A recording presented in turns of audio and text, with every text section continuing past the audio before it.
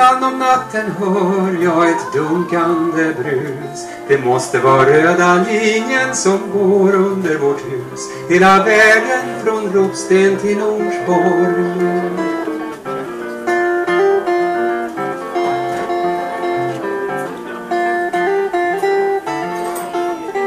Jag stryker mina kläder och borstar mina skor.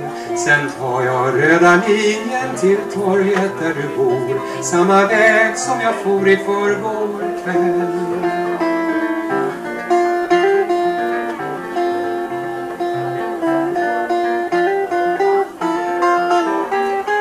Längs med röda linjen bor en hel planet. Hur många språk som hörs där finns ingen som vet.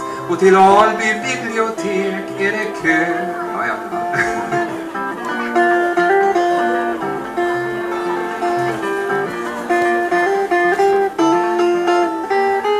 Jag är ingen eldsjäl, jag är lite trött. Men jag håller kursen, jag håller mig till rött. Därför blir jag bemött så här.